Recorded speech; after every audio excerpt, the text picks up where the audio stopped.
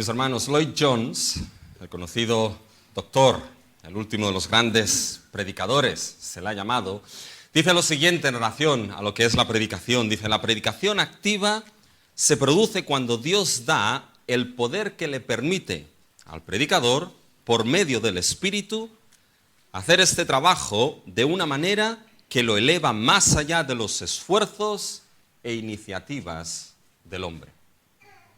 Y otra vez dijo, ¿qué es la predicación? Y Lloyd Jones respondió, es teología en llamas. Y fíjense, mis hermanos, que esto es lo primero que nos encontramos después de que Dios derramó su Espíritu en el día de Pentecostés. En Hechos 2, estos versículos del 14 al 36, nos encontramos la primera predicación que escuchamos de la iglesia, mis hermanos. Nos encontramos que después que se produjo Pentecostés, después de que Dios derramó su Espíritu sobre aquellos que estaban en el aposento alto, lo primero que sucede en la historia de la iglesia, mis hermanos, es que Pedro se levantó y lleno del poder del Espíritu Santo, predicó. Y predicó, lo vamos a ver, teología en llamas. Ahora bien, la cuestión aquí es preguntarnos cómo debemos entender esta primera predicación de la iglesia, esta primera predicación del apóstol Pedro. Y debemos ser conscientes y saber de que esta predicación de Pedro lo que en realidad va a hacer es la explicación y la exposición del día de Pentecostés. Esa predicación será Pedro explicándonos mediante su predicación, exponiendo mediante su predicación qué es lo que significa el día de Pentecostés, qué es lo que significó ese derramar del Espíritu sobre aquellos que estaban en el aposento alto. Por tanto, hoy van a tener dos predicaciones, mis hermanos, así que el tiempo será doble hoy, ¿ya? Tendrán, mis hermanos, lo que es la predicación de Pedro, por un lado, y después tendrán mi predicación, mis hermanos. Así que cuenten que hoy van a estar 2 horas aquí, ¿ya? Pero no se preocupen, mis hermanos. Fíjense, lo que Pedro va a hacer explicar el día de Pentecostés en su predicación. Y la predicación de Pedro no es una predicación fácil, mis hermanos. Así que el mensaje de hoy no va a ser fácil, van a tener que estar atentos, porque es una predicación expositiva. Lo que Pedro va a hacer va a ser coger la palabra de Dios, el Antiguo Testamento sobre todo, y exponerlo y explicar lo que significa para mostrarnos, para que entendamos el día de Pentecostés. Ahora bien, siendo un mensaje, mis hermanos, difícil, el mensaje de Pedro está muy bien organizado. Fíjense que tiene 3 puntos clave el mensaje de Pedro. Hay 3 frases sinónimas o parecidas, las cuales nos organizan el mensaje de Pedro. Fíjense en el versículo 14, donde aparece la expresión varones judíos. Ese sería el primer punto. Después tenemos el versículo 22, donde aparece la expresión varones israelitas. Y después tenemos el versículo 29, mis hermanos, donde aparece la expresión varones hermanos. Varones judíos, varones israelitas, varones hermanos. Estas 3 expresiones nos marcan los 3 puntos del mensaje de Pedro. Y en estos 3 puntos, mis hermanos, Pedro tiene un tema básico. Y es el tema de la entrega o el derramamiento del Espíritu Santo. Si se dan cuenta, todo este mensaje empieza de esta manera y termina de esta manera. Fíjense, mis hermanos, en el versículo 17. Y en los postreros días, dice Dios, derramaré de mi espíritu sobre toda carne. Vayan ahora al final del mensaje, vayan al versículo 33. Así que, exaltado por la diestra de Dios y habiendo recibido del Padre la promesa del Espíritu Santo, ha derramado esto que vosotros veis y oís. Por tanto, todo el tema del mensaje de Pedro, mis hermanos, es el derramar del Espíritu. ¿Qué significa esto? ¿Cómo lo entendemos? Si Pedro hoy entrase por la puerta y se poniese en este púlpito, le dijésemos o le preguntásemos, Pedro, ¿cuál es el tema de tu mensaje en el día de hoy? Él diría, el tema es el derramar del Espíritu. Os voy a explicar lo que Pentecostés verdaderamente significa. Ahora bien, dentro de este mensaje, mis hermanos, de explicar Pentecostés, en el centro está el corazón del mensaje de Pedro.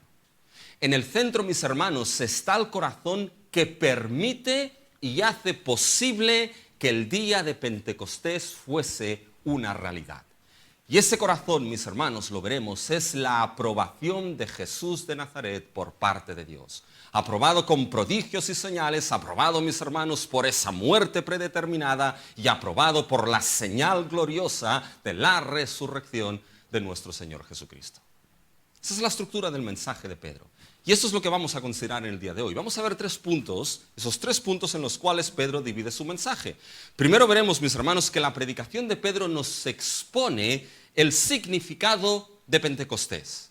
Segundo, lo que veremos es que la predicación de Pedro nos expone el corazón que hace posible Pentecostés.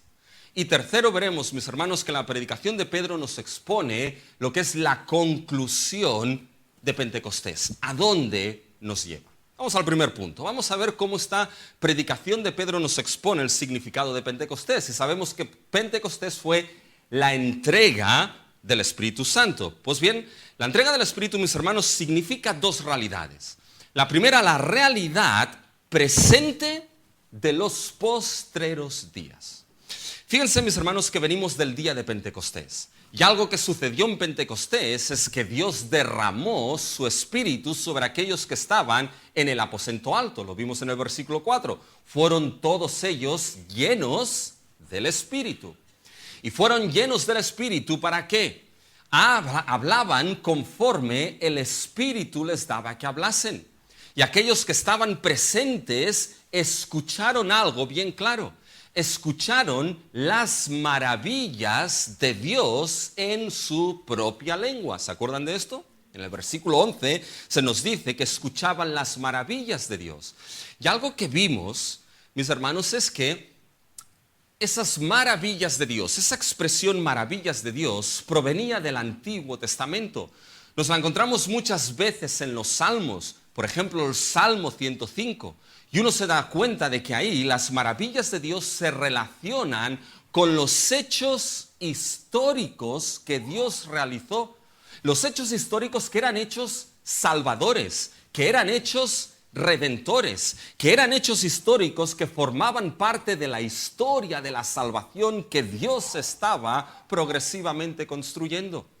Y cuando escucharon hablar de esas maravillas, mis hermanos, escucharon hablar de esas maravillas de Dios, esos hechos salvadores, pero cumplidos todos ellos en el hecho salvador último y más glorioso de todos. El hecho salvador que trae significado y entendimiento a toda esa historia de la salvación, que es la muerte de nuestro Señor Jesucristo y la resurrección del mismo. Ahora bien, algunos malinterpretaron lo que ahí estaba sucediendo. Porque algunos interpretaron que esos apóstoles estaban, ¿qué, mis hermanos? Estaban un poco borrachitos, ¿ya? Estaban un poco, mis hermanos, así entonaditos, ¿ya? Como se dice. Y fíjense que Pedro, frente a esta mala interpretación de lo que pasó en Pentecostés, Pedro trae la correcta interpretación. Fíjense lo que sucede en el versículo 14. Entonces Pedro, poniéndose en pie con los 11, esto es importante. Se puso de pie. ¿Pedro con quién? Con los 11. Acuérdense que había como 120 personas ahí. Pero el que se pone de pie es Pedro con los 11. Aquel que se pone de pie es el fundamento apostólico sobre el cual Dios va a construir su iglesia, mis hermanos. Y es sobre el mensaje de ese fundamento apostólico que Cristo edificará su iglesia. Pedro se pone de pie junto con los 11 y alza la voz y les dice: varones, aquí viene el primer punto, varones judíos y todos los que habitáis en Jerusalén, esto es notorio, oíd mis palabras, porque estos no están ebrios como vosotros suponéis, puesto que es la hora tercera del día. Es decir, no pueden estar ebrios porque son las 9 de la mañana. Es bien temprano. Sino que la explicación, la interpretación de lo que sucede es una interpretación distinta. Que ahora Pedro dice, bueno, no lo dice, pero que ahora os voy a dar la interpretación de lo que aquí sucede.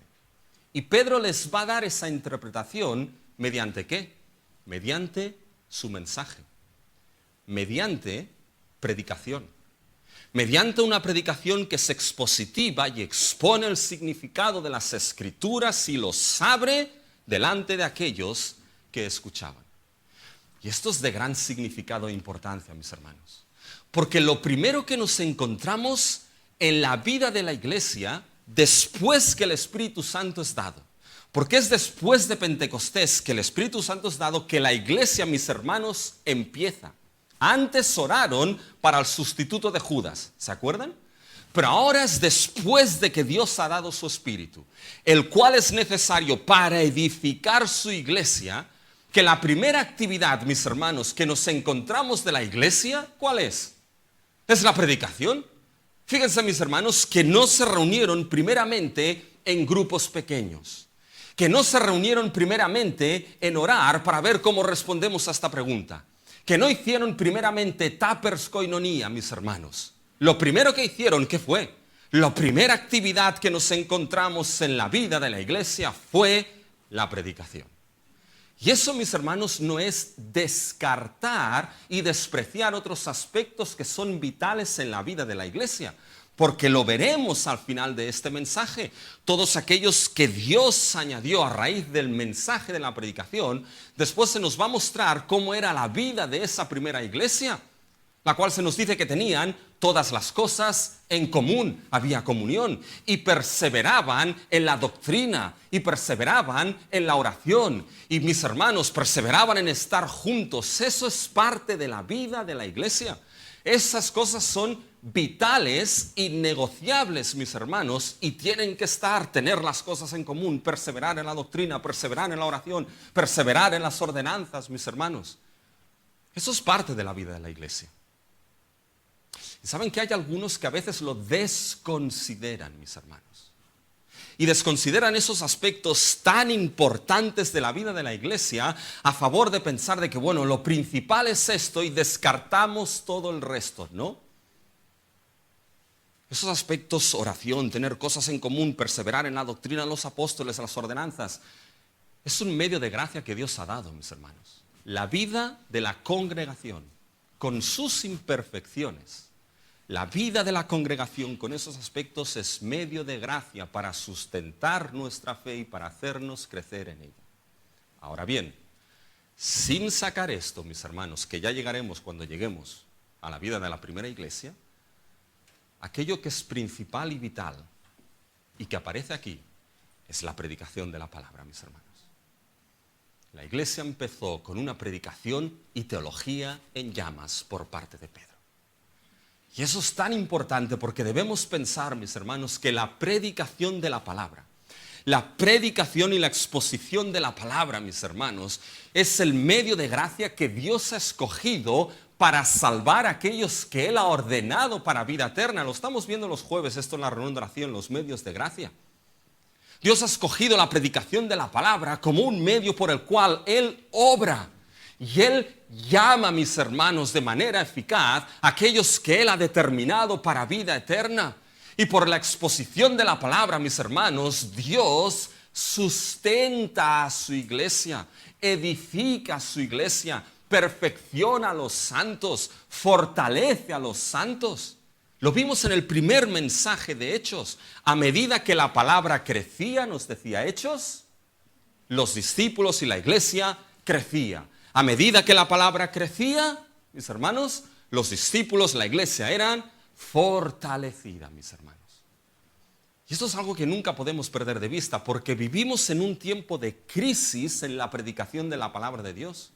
Un tiempo donde lo que se quiere es menos predicación, menos tiempo, menos contenido y menos profundidad, mis hermanos.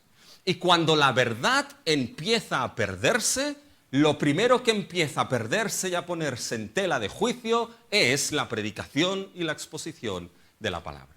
Y si la iglesia pierde lo que es la exposición de la palabra, mis hermanos, va a quedarse cada vez más anémica espiritualmente hasta llegar a un punto crítico, mis hermanos. Lo primero que hizo Pedro y la iglesia es levantarse y predicar. Y ese medio es el medio que Dios usó, mis hermanos, para edificar y añadir a la iglesia aquellos que habían de ser salvos. Y Pedro en esa predicación les da la interpretación de Pentecostés. No están borrachos, no están ebrios, sino que lo que ha sucedido en Pentecostés, fíjense, es el cumplimiento de lo que Dios anunció por medio del profeta Joel. Fíjense en el versículo 16 y 17. Mas esto es lo dicho por el profeta Joel: en los postreros días, dice Dios, derramaré de mi espíritu sobre toda carne. Fíjense, aquí Pedro cita Joel del 28, Joel 2 del 28 al 32. Y lo que entiende aquí Pedro es que lo que ha sucedido en el día de Pentecostés, fíjense lo que dice, es la inauguración de los postreros días. Miren el versículo 17. Y en los postreros días, dice Dios, derramaré de mi espíritu. Por lo tanto, Pedro entiende de que el derramar del espíritu lo que ha traído es la inauguración de los postreros días. Los postreros días, los últimos tiempos, los días finales, son frases sinónimas para expresar una misma realidad, mis hermanos. Hay un término técnico que es la era mesiánica. Esos postreros días, mis hermanos, es equivalente a la inauguración de la era mesiánica, de la era del Mesías, del Cristo, mis hermanos. Y esa expresión postreros días viene, cómo no, del Antiguo Testamento. Y en el Antiguo Testamento los profetas, mis hermanos, vieron lo que eran los postreros días, no solamente como días que estaban puestos al final de la historia, sino que vieron esos postreros días como un cambio radical con la era presente. La era presente en la cual se vive cuando estos postreros días lleguen será, mis hermanos, como lo que es un terremoto que va a sacudir la era presente. Y se va a producir un cambio impresionante donde nuevas condiciones van a ser traídas por parte de Dios. Y esos postreros días, cuando entren, mis hermanos, con este cambio tan radical, una de las señales y evidencias de que esos postreros días han entrado en la era presente en la que tú y yo vivimos, una de las señales vitales de esto es que Dios va a dar su espíritu. Fíjense, mis hermanos, que lo hemos leído. Mas en esto es lo dicho por el profeta Joel: en los postreros días, dice Dios, derramaré de mi espíritu sobre toda carne. ¿Se dan cuenta? El espíritu es la señal de esos postreros días. Ahora, aquí es donde Pedro empieza a liar las cosas. Porque si ustedes van a Joel capítulo 2 y versículo 8, Joel no dice nada de los postreros días. Joel dice lo siguiente en Joel 2:28: y después de esto derramaré mi espíritu. No dice nada de los postreros días Joel, si van y lo leen. Después de esto derramaré de mi espíritu. Pero aquí Pedro dice, esto es para que se cumpliese, en los postreros días derramaré mi espíritu. La pregunta es, bueno, Pedro, si Joel no lo dice, ¿de dónde te sacas el tema de los postreros días, mis hermanos? ¿Y saben qué es lo que está haciendo aquí Pedro? Algo que los apóstoles, mis hermanos, y los autores del Nuevo Testamento hacían mucho. Pedro está haciendo un copia y pega. ¿Se pensaban que los copia y pegas, mis hermanos, eran algo moderno? Pues no. ¿Eh? Está haciendo un copia y pega, mis hermanos. Porque esa frase, en los postreros días, Pedro, mis hermanos, la saca del profeta Isaías, capítulo 2, versículo 2. Que fíjense lo que dice Isaías 2:2. Acontecerá en los postreros días que será, escuchen bien, que será confirmado el monte de la casa de Jehová como cabeza de los montes, y será exaltado sobre los collados, y correrán a él todas las naciones. De ahí lo saca Pedro. Isaías dice, en los postreros días, cuando esos días lleguen, la casa de Jehová será edificada. La casa de Jehová y su monte será puesto por cabeza, y todas las naciones correrán a esta casa, mis hermanos. Y va Pedro aquí y dice, voy a hacer un copia, un corta, pum, corto Isaías y lo pego ¿con quién? Pam, con Joel. Dice, estos postreros días que anuncia Isaías se cumplen cuando Dios derrame ¿qué? Su espíritu. ¿Qué está haciendo aquí Pedro, mis hermanos? Pedro está diciendo que lo que Isaías vio que sucedería en los postreros días que Dios edificaría su casa y las naciones correrían a ella, esos postreros días y esa realidad sucederá cuando Dios haga algo sorprendente, cuando Dios derrame su Espíritu. Por lo tanto, fíjense, aprendemos algo más de lo que es el Espíritu Santo. Es Dios mismo, la tercera persona de la Trinidad, pero hemos visto que es el don del reino, es el don del nuevo pacto, ¿se acuerdan? Pero ahora fíjense que aquí el Espíritu es lo que se llama el don, y ahora viene la palabra del día para ustedes, mis hermanos, es el don escatológico. Es decir, es el don que marca la realidad de los últimos tiempos y los últimos días en el presente. Ahora bien, alguien puede decir, bueno, pero es que Isaías dijo que la casa de Jehová sería edificada y puesto por cabeza de monte y las naciones correrían a él. ¿Dónde está ahora la casa de Jehová edificada? ¿Dónde está esa casa donde las naciones corren a ella? Y Joel responde a eso. Fíjense sobre quién va derramado el Espíritu. Los versículos 17 en adelante. Derramaré de mi Espíritu sobre toda carne. Y ahora fíjense, y vuestros hijos y vuestras hijas profetizarán. Y vuestros jóvenes verán visiones, y vuestros ancianos soñarán sueños. Y de cierto, sobre mis siervos y sobre mis siervas en aquellos días derramaré de mi Espíritu y profetizarán. Mis hermanos, ¿sobre quién es derramado el Espíritu aquí? Sobre toda carne, sin distinción, mis hermanos, sobre jóvenes, sobre mayores, sobre esclavos y sobre esclavas, mis hermanos. El Espíritu es derramado sin distinción de qué, de raza, sin distinción de qué, de edad, sin distinción de género, sin distinción de clase social, mis hermanos. Y ese Espíritu derramado sobre siervos y siervas, sobre ancianos y sobre jóvenes, mis hermanos, ese Espíritu, algo que hemos visto y introdujimos en el libro de Hechos, es que ese Espíritu derramado sin distinción sobre toda raza, sobre toda carne, sobre todo género, sobre todo, mis hermanos, edad, ¿qué es lo que ese Espíritu va a hacer en base al testimonio de Cristo Jesús? ¿Saben lo que va a hacer? Mis hermanos, va a construir y a edificar la casa donde Dios va a morar. Va a construir y a edificar un edificio que va a crecer siendo un templo santo a Dios.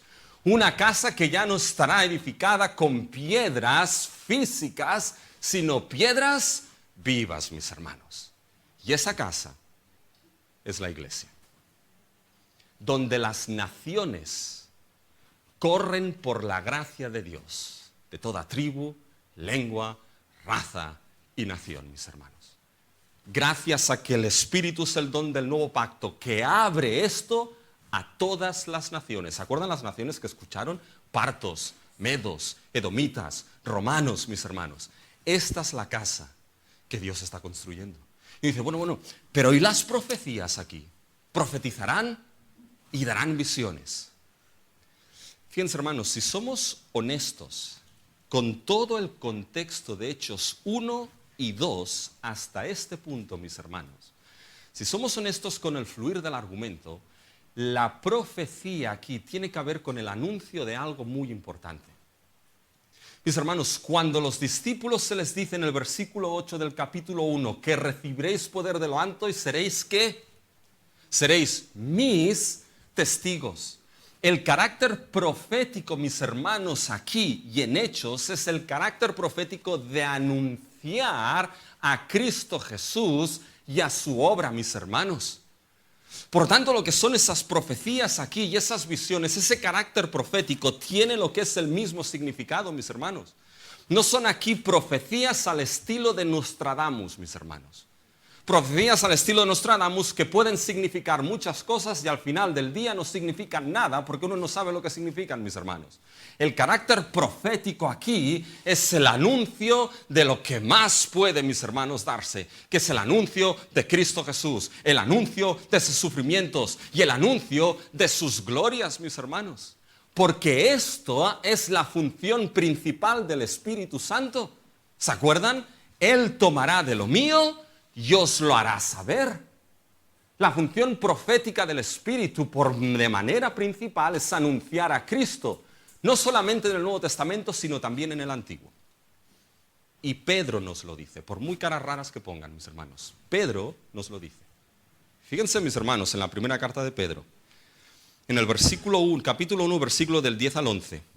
Fíjense, los profetas que profetizaron de la gracia destinada a vosotros, los profetas que profetizaron de la gracia destinada a vosotros, fíjense ahora, inquirieron y diligentemente indagaron acerca de esta salvación, y ahora escuchen lo que dice, escudriñando qué persona y qué tiempo indicaba a quién, el Espíritu de Cristo que estaba en ellos, el cual anunciaba de antemano, ¿saben qué palabra aparece ahí?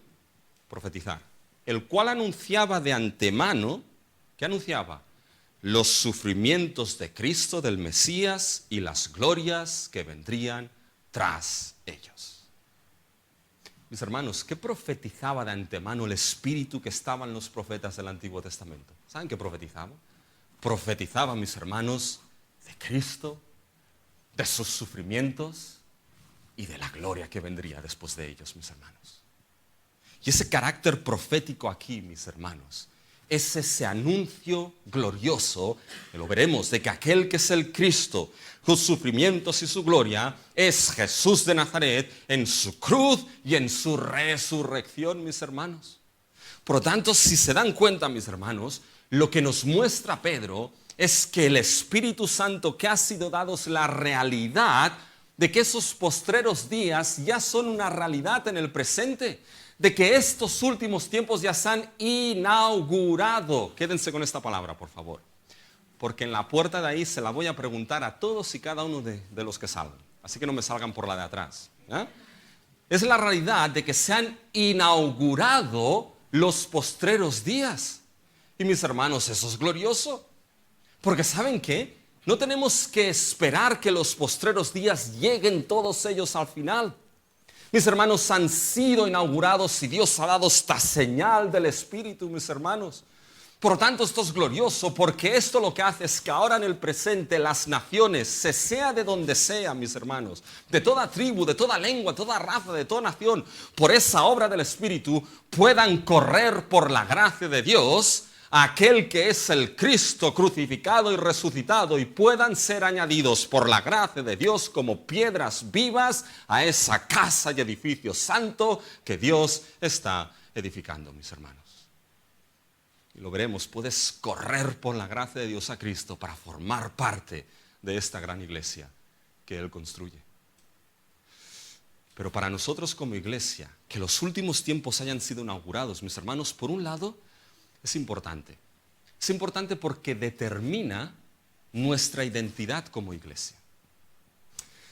Si los postreros días han sido inaugurados por la venida del Espíritu y el Espíritu construye por el testimonio de Cristo esta iglesia, mis hermanos, la iglesia de Cristo es una realidad no del tiempo presente caído, sino que es una realidad, mis hermanos, de los postreros días. Es una realidad de la era venidera. Es una realidad de los nuevos cielos y de la nueva tierra, mis hermanos. Somos un pedacito, en cierta manera, de los nuevos cielos y nueva tierra que Cristo traerá de manera consumada cuando Él vuelva, mis hermanos. Todo creyente, ahora les doy un piropo, ¿eh?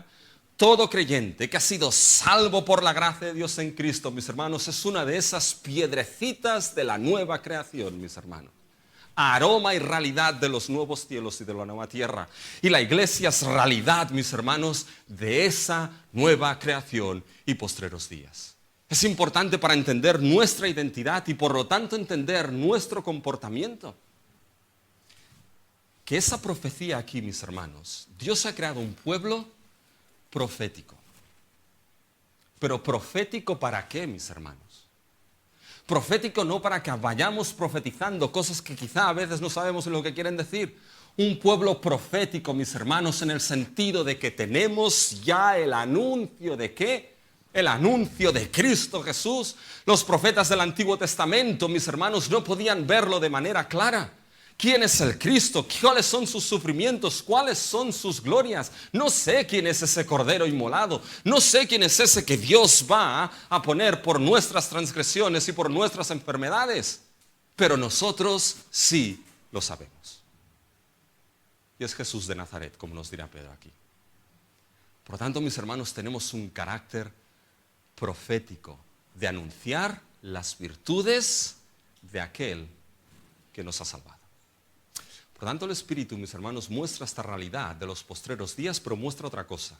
Muestra la realidad del día del Señor en juicio y salvación. Fíjense, ahora, mis hermanos, tenemos que ver un poquito de qué va este Joel 2, del 28 al 32.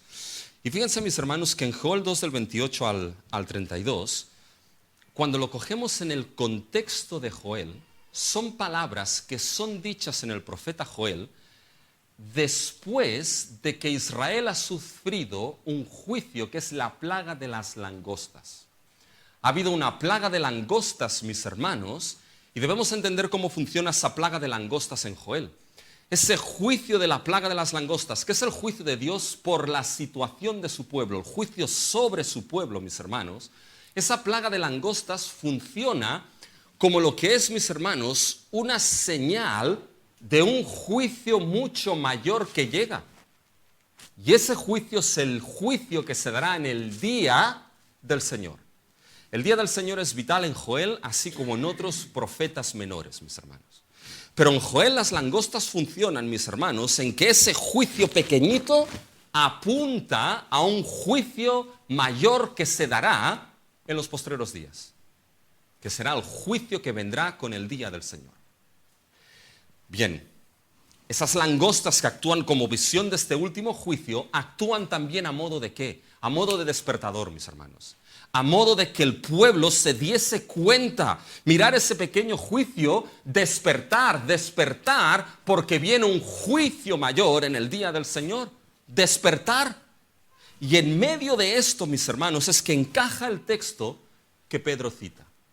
Porque ese texto es un texto que llama a arrepentimiento al pueblo de Dios. Y lo llama a arrepentirse, volverse a Él, invocad el nombre del Señor para ser salvos antes de que ese juicio último en el día del Señor llegue. ¿Se dan cuenta? Por tanto, cuando vamos al día del Señor, mis hermanos, hay dos principios que funcionan ahí. El principio de juicio y el principio de salvación. Ambos principios están en el día, mis hermanos, del Señor. Bien, cuando vamos ahora, mis hermanos, al mensaje de Pedro, Pedro nos dice de que esa realidad de los postreros días y del día del Señor, con juicio y salvación, se ha inaugurado ya con la venida del Espíritu Santo, que trae esos postreros días. Por tanto, lo que también trae es la inauguración de ese día del Señor con juicio y salvación. Sí, sus caras lo dicen todo, mis hermanos. Porque la pregunta aquí es, bueno, ¿cómo es esto posible?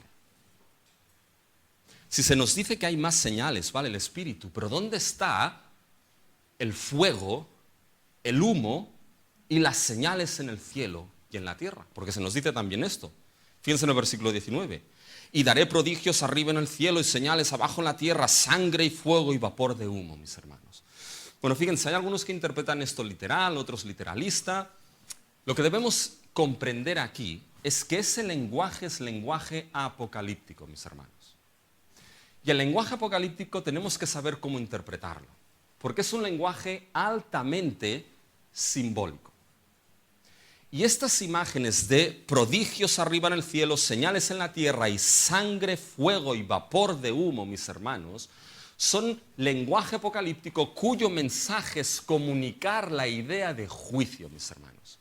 Son señales en el cielo y señales en la tierra con fuego y humo, señales de juicio. Y sabemos esto porque la Escritura lo interpreta así en otros lugares. Fíjense, mis hermanos, con Mateo 3:10. Cuando Juan el Bautista, 10 y 11, cuando Juan el Bautista está predicando, le dice a esa generación incrédula, les dice víboras, no tenía pelos en la lengua ese hombre ya, mis hermanos, pero les dice, bueno, el hacha está puesta ¿dónde? A la raíz del árbol. Dice, viene aquel que tiene el aventador en su mano y limpiará su era y recogerá el trigo en el granero y quemará la paja en fuego que nunca se apagará. Ese fuego es señal de juicio eterno. Jesús mismo en el sermón escatológico de Mateo 24 utilizó, mis hermanos, estas mismas imágenes para hablar de juicio en el último tiempo. 24-29. Es inmediatamente después de la tribulación de aquellos días, el sol se oscurecerá y la luna no dará su resplandor y las estrellas caerán del cielo y las potencias de los cielos serán conmovidas. Es un cambio cataclísmico, mis hermanos. Y Apocalipsis 6:12, mis hermanos, dentro de la sección de los sellos, que son juicios divinos, el contexto es de juicio ahí, no de otra cosa, juicios divinos, fíjense lo que dice: miré cuando abrió el sexto sello, y he aquí hubo un gran terremoto, y el sol se puso negro como tela de cilicio, y la luna se volvió toda como sangre. Por tanto, son imágenes, mis hermanos, ¿de qué? Imágenes de juicio. Por tanto, la cuestión aquí es, sea como sea que lo interpretes, quieras interpretarlo literal, literalista, simbólico, como quiera que interpretarlo, lo que sí debes interpretar es que son imágenes de juicio. Ese fuego, ese humo, mis hermanos. Y fíjense que estas imágenes funcionan, ¿saben aquí? Como las langostas de Joel. Las langostas de Joel eran de juicio, que anunciaban que un juicio mayor. Aquí estas señales en el cielo y en la tierra de fuego, de humo, de juicio, son señales que Dios da como juicios para anunciar que viene ¿qué? Que viene un juicio mayor en el día del Señor, mis hermanos. Son señales que dicen: despertad, despertad, porque veis esos juicios, pues despertad, pueblo mío, porque un juicio mayor está por llegar. Despierta, ser humano, porque un juicio mayor está por llegar. Son esos como aquellos que se ponen los despertadores en la mañana. Y se ponen, mis hermanos, 10 alarmas en el móvil. Ahora los móviles nos permiten ponernos 10 alarmas, ¿ya? Una a las 6, la otra a las 6:10, a las 6:15, a las 6:20 y 25 y media, no sé qué. Y van sonando todas las alarmas y uno las va apagando así, mis hermanos, y las va apagando. Y a medida que pasan las alarmas y van sonando, ¿son qué? Son alarmas de decir: oye, despiértate, despiértate, porque el juicio llega. Porque si no te despiertas, llegas tarde al trabajo o donde tengas que llegar. ¿Se dan cuenta? Mis hermanos, actúan de esta manera esos juicios. Despierta. Está ese principio de juicio en el día del Señor. Despierta, porque en este tiempo puedes hacer algo. Y ahora entra el principio de salvación. Sí, esos juicios anuncian el día terrible del Señor, pero todo aquel que invoque el nombre del Señor será salvo. Fíjense, mis hermanos, en el versículo 20 y 21. Y el sol se convertirá en tinieblas y la luz en sangre antes que venga el día del Señor, grande y manifiesto, y todo aquel que invocare el nombre del Señor será salvo. Mis hermanos, esto sería imposible en el presente si estos postreros días y ese día del Señor con juicio y salvación no hubiese sido inaugurado. Ese espíritu y esas señales de juicio, en cierta manera, nos dicen que esos principios de juicio y salvación del día del Señor ya están puestos en movimiento en el presente. Juicio y salvación ya es una realidad en el presente. Juicio, tienes que despertar y tienes que invocar a ese nombre en el cual solamente hay salvación antes de que ese día llegue. Fíjense, mis hermanos, que con esto lo que presenta Pedro, esas dos realidades de los postreros días y del día del Señor con juicio y salvación, esto, ¿sabes qué? Es un llamado a tu vida. Es un llamado a nuestra vida. Es un llamado de que esta realidad inaugurada va a ser consumada, porque esta es la cuestión, mis hermanos. La primera venida de Cristo inauguró estas realidades y la segunda venida de Cristo las consumará. Están inauguradas, ya se vive en ellas, pero no están plenamente consumadas todavía, mis hermanos. Y es un llamado a que si uno entiende esto, este llamado del día que viene, es un llamado a tu vida para que entiendas de que al final va a venir el día del Señor, va a haber juicio, pero que ahora es tiempo, por la gracia de Dios y el Espíritu que ha sido dado, es tiempo, mis hermanos, de salvación. Es tiempo en el cual uno puede invocar el nombre del Señor para ser salvo. Despierta, te está diciendo aquí Joel. Y mis hermanos, para el creyente ese día va a ser glorioso, porque lo describe como el día grande y manifiesto, mis hermanos. Va a ser aquel día cuando para nosotros como creyentes que hemos invocado el nombre de Cristo Jesús, la iglesia que ha sido salva por la gracia de Dios, ese día, mis hermanos, del día del Señor será terrible, pero mis hermanos, para el creyente y la iglesia será grande y manifiesto, porque veremos a quién. Veremos, mis hermanos, a nuestro Señor Jesucristo.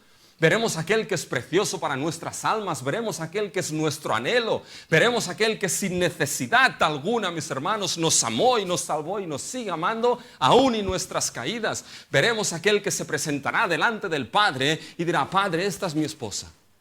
Esta es mi iglesia. Sí, ha tenido muchas manchas, ha tenido muchas arrugas, ha tenido muchas pecas, ha tenido muchas cosas, ¿ya? Pero bueno, le he hecho un lifting impresionante. Y te la presento delante de ti con gran alegría. ¿No será fantástico ese día, mis hermanos? Pues eso es lo primero que Pedro nos dice en su predicación. Ese es el significado de Pentecostés. Pero ahora la cuestión es, ¿qué es lo que permite que esto se dé? Si el tiempo me permite. ¿Qué es lo que permite que esto se dé? Fíjense, mis hermanos, ahora la predicación de Pedro, el segundo punto es que nos expone el corazón que hace posible Pentecostés.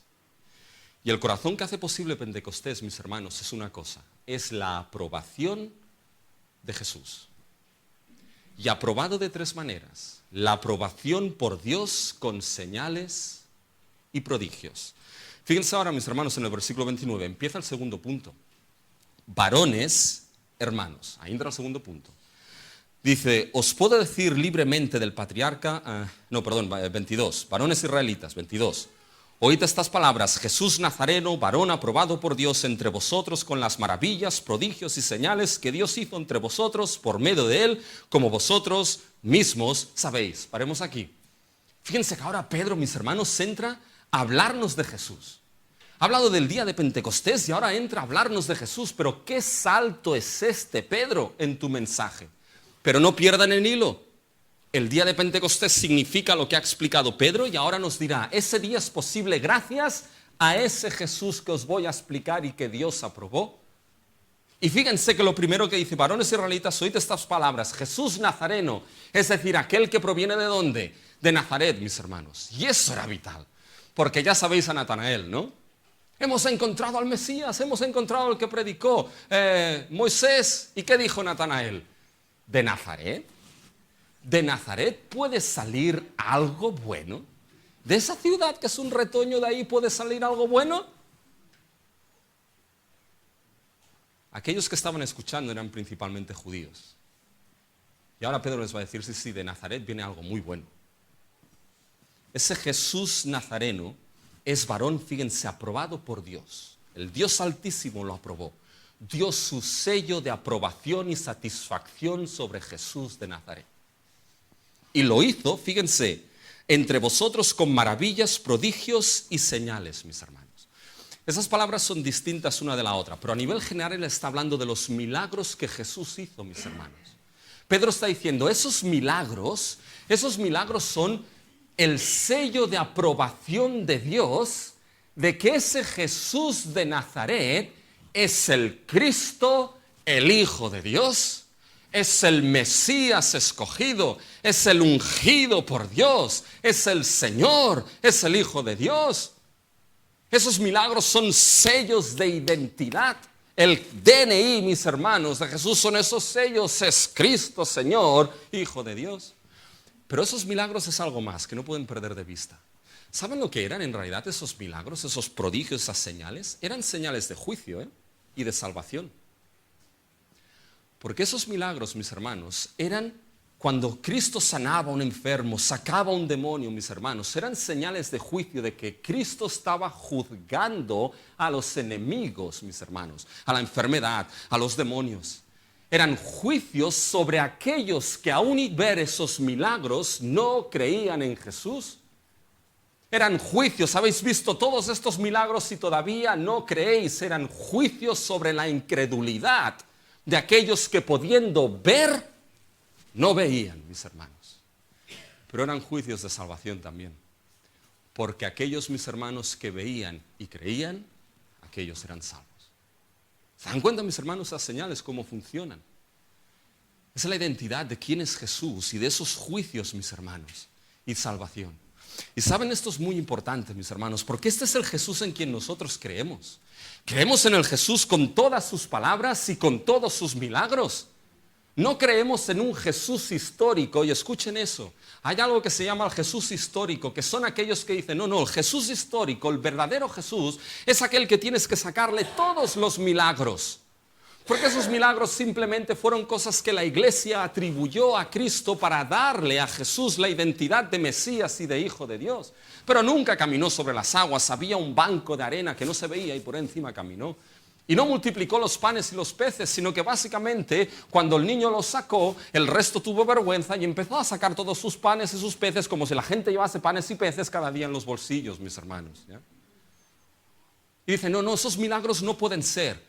Eso, mis hermanos, es una teología liberal basada en una mente que no puede entender y no quiere entender lo sobrenatural y lo divino y que su regla de fe única que hay es la razón. El Cristo en quien nosotros creemos, mis hermanos, el Jesús en quien creemos es el que está descrito en los evangelios con todas sus palabras y con todos sus milagros. Señales de aprobación de que Jesús es el Cristo, señales de juicio y salvación traídas por Dios en el presente. Ahora la cuestión, mis hermanos, es por qué Pedro habla de esto.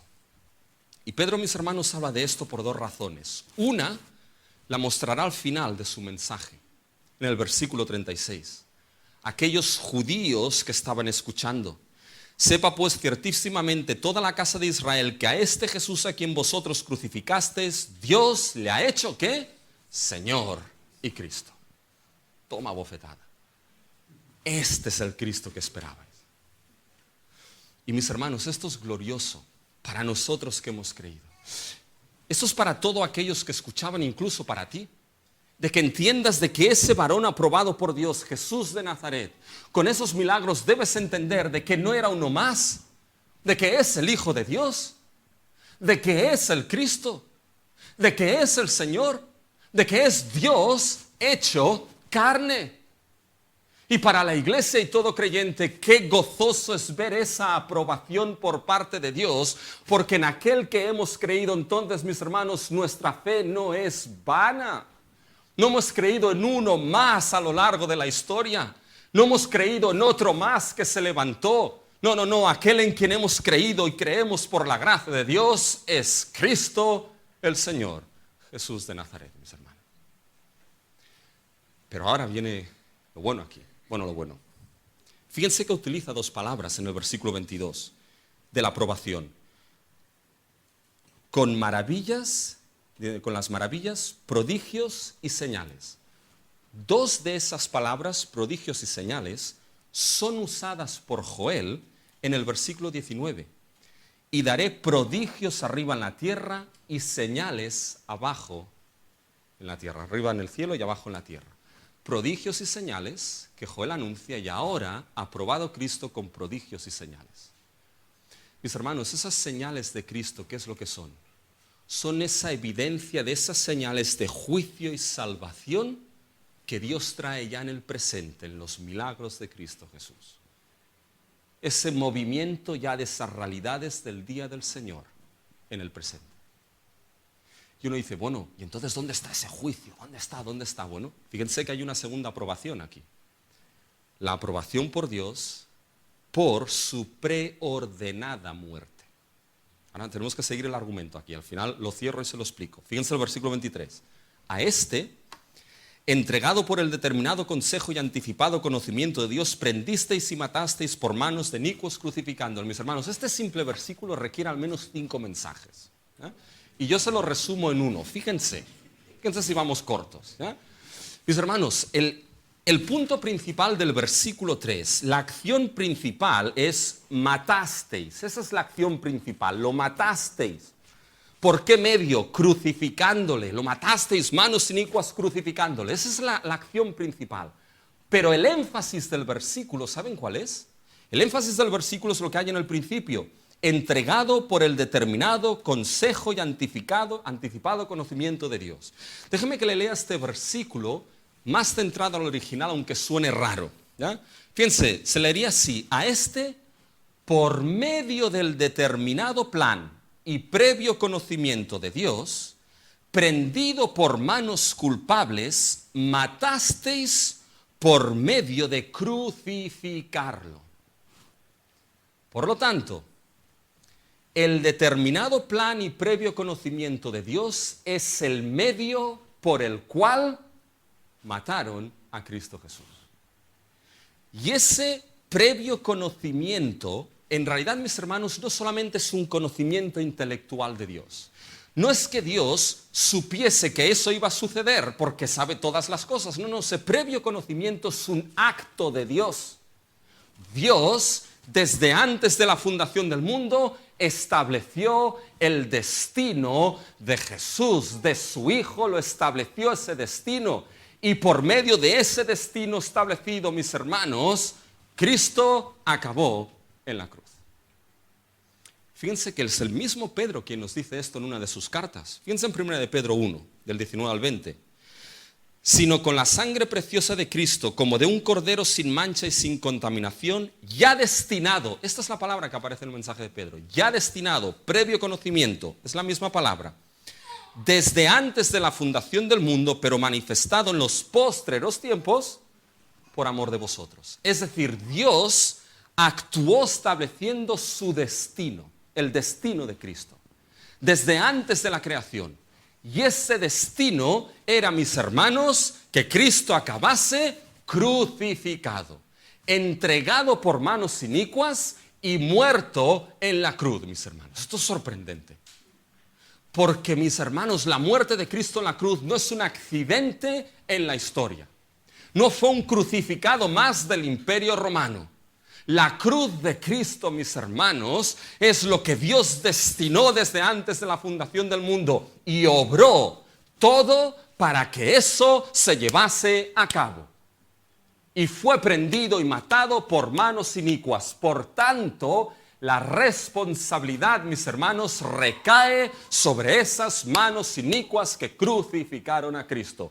Dios es soberano y determinó y decretó, pero las manos culpables son las de esos que crucificaron a Cristo. Y aquí es cuando la mente nos hace ¡pum!, mis hermanos. Porque tenemos la soberanía divina que nunca quita la responsabilidad humana. Dios es soberano y yo y tú somos responsables de nuestros actos. Y esto cuesta de entender, mis hermanos, y el mundo no lo entiende. Y el mundo toma la posición fácil. Y la posición fácil es culpar siempre a Dios por nuestra responsabilidad. No puedo creer en un Dios que hace sufrir a niños. No puedo creer en un Dios que permite estas guerras. No puedo creer en un Dios que permite esta hambruna. No puedo creer en un Dios que esto y culpar a Dios por lo que es nuestra propia responsabilidad en muchas cosas. Ese es el camino fácil. El camino difícil es rendirse a la soberanía de un Dios soberano que lo controla todo y no quita la responsabilidad de los suyos. Ese Jesús, mis hermanos, que fue crucificado, y fíjense lo último, Dios lo aprobó de una manera sorprendente. Aprobado por Dios por su resurrección. Fíjense, mis hermanos, que ellos creían que habían vencido, pero quien venció fue Dios. Porque aquí viene la señal de aprobación última. Dios lo levantó de los muertos. Piensa el versículo 24. Al cual Dios levantó, sueltos los dolores de la muerte, por cuanto era imposible que fuese retenido por ella. Desató Dios los lazos de la muerte, porque la muerte no podía retener a Jesús. Mis hermanos, porque la muerte es la sentencia por nuestro pecado. La muerte es la sentencia por el pecado del ser humano. Nos morimos no por hacernos viejos, lo hemos dicho esto, nos morimos porque somos pecadores, mis hermanos. Y nuestro mundo ha hecho de la muerte un derecho, el derecho a la muerte digna. Pero la muerte no es un derecho en el ser humano. La muerte es la sentencia de ser pecadores. Y aunque alguno use ese derecho de muerte digna, lo único que acaba al final mostrando con esa muerte es que es culpable de sus pecados. Porque es la sentencia por el pecado de uno, mis hermanos. Pero Cristo era sin pecado. Murió por nuestro pecado, murió por mi pecado. La culpa que llevó fue la mía, la muerte que murió fue la mía. Mis hermanos. Y si estás en Cristo fue también la tuya. Siendo inocente, nada podía retener a Cristo y Dios soltó los lazos de la muerte, mis hermanos, para que Cristo resucitase victorioso. Y en los versículos del 25 al 28 se cita el Salmo 16, que ya veremos cómo actúa, pero es la prueba, mis hermanos, de esa resurrección.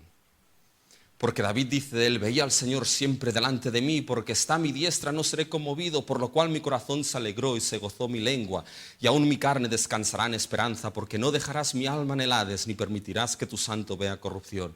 Me hiciste conocer los caminos de la vida, me llenarás de gozo con tu presencia. Un salmo donde el rey David, mis hermanos, proclama su esperanza a Dios, de que Dios no dejará que muera, sino que le enseñará los caminos de vida. Y mis hermanos, este salmo aplicado, lo veremos, al gran David, nuestro Señor Jesucristo.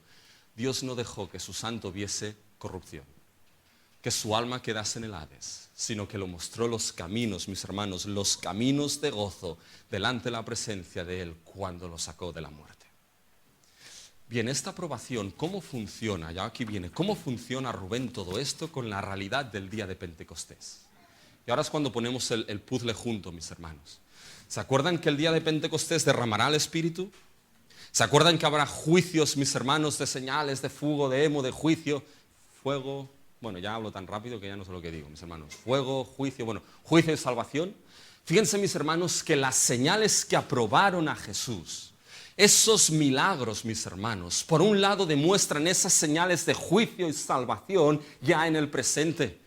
Mis hermanos, lo que esas señales eran precisamente ese juicio y salvación ya en el presente. Pero esos milagros de Jesús, ¿saben cómo se utilizan en los evangelios, sobre todo en Juan? Mis hermanos, esas señales de los milagros de Jesús te apuntan a la última señal de todas. Te apuntan que no te quedes en los milagros, que mires la última señal a la cual esas sanaciones, esos exorcismos están apuntando. Te llevan a que mires la última señal de aprobación de quién es Jesús, que es la cruz y la resurrección. Y cuando miras a la cruz, ¿qué ves? Cuando miras al Cristo que fue crucificado en aquella cruz, ¿qué es lo que ves? Me dirás, veo salvación. Por supuesto que ves salvación. Ves esa sangre bendita de Cristo derramada para perdón de tus pecados. Ves esas frases y escuchas: Padre, perdónalos porque no saben lo que se hacen. Ves a Cristo clavado en aquella cruz como el cordero inmolado que quita el pecado del mundo. Ves salvación, o Dios quiera que veas salvación. Pero ¿sabes lo que ves también en esa cruz? Ves juicio.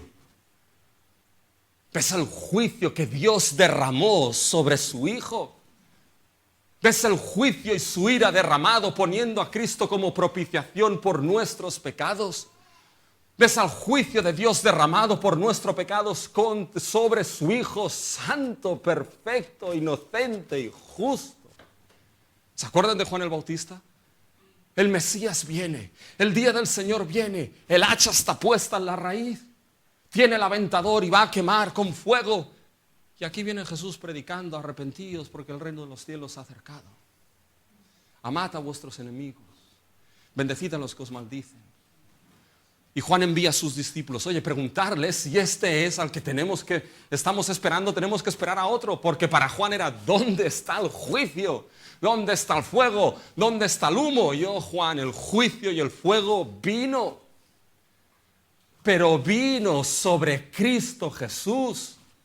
El juicio fue derramado sobre Cristo en aquella cruz. ¿Para qué? Para que ahora los que vivimos en este tiempo puedas invocar el nombre de Jesús y ser salvo. Salvo de ese juicio que llegará cuando el día del Señor sea consumado. Y en ese día, si no has invocado el nombre de Cristo, ese juicio caerá todo sobre ti sin mediador alguno. Pero si has invocado el nombre de Cristo, ese día será maravilloso.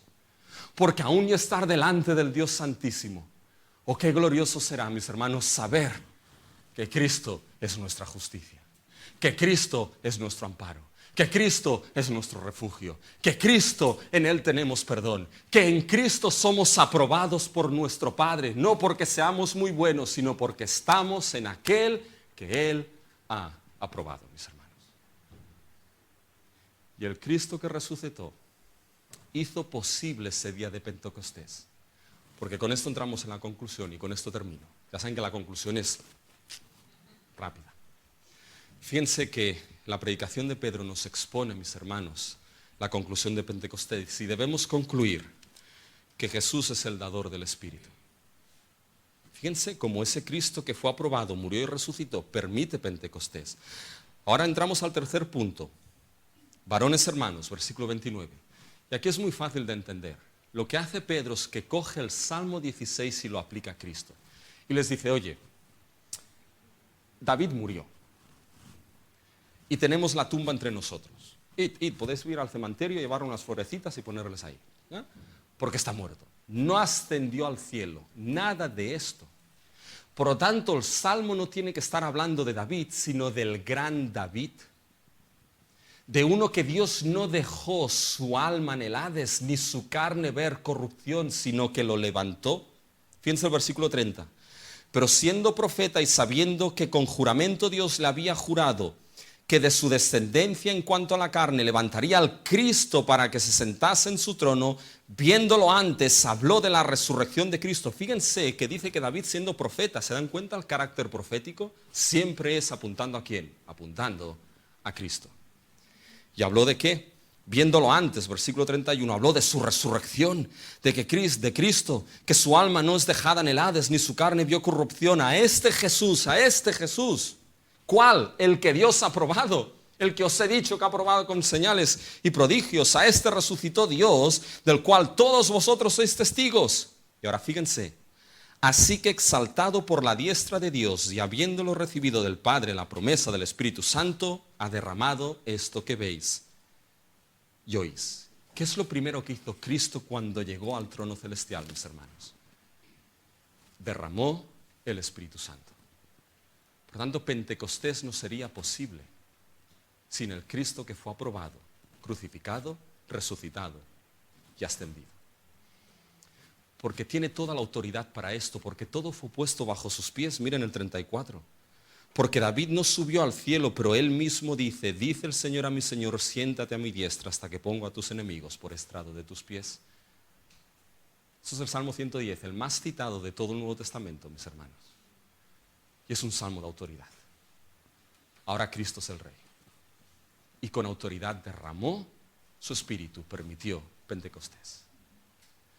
Porque la última conclusión que nos lleva es que ese Jesús es Señor y es el Mesías. Fíjense cómo termina el versículo 36.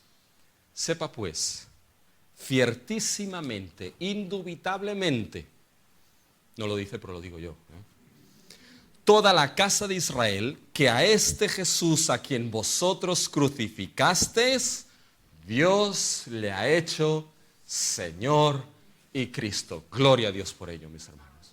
Porque este Jesús a quien crucificasteis, Él es el Señor. Después de que fue levantado, tiene un nombre que es sobre todo nombre, para que en el nombre de Jesús, en el nombre de aquel que es Señor, se doble toda rodilla. Y a este Él ha hecho Cristo, Mesías. Saben que la palabra hebrea Mesías es Cristo en griego. A este le ha hecho Cristo, el ungido, el que vosotros esperabais para salvación. Pero hay algo glorioso aquí que está velado si pierden atención, mis hermanos.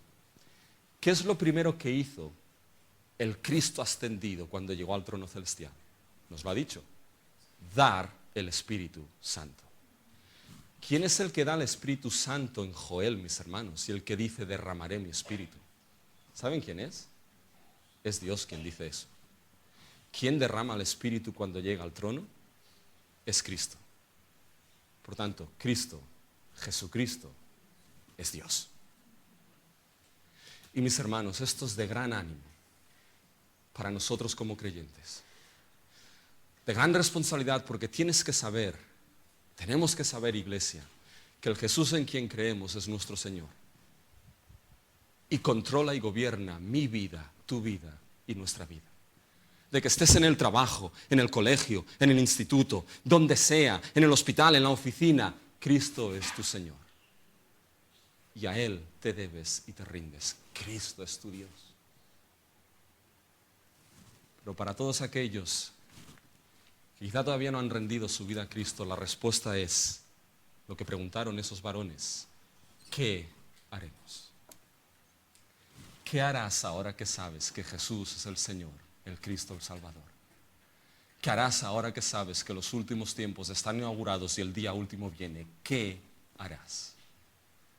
Dios quiera que hagas lo que veremos la semana que viene, que te arrepientas de tus pecados, que bajes a las aguas del bautismo, que por gracia haya salvación y vida eterna.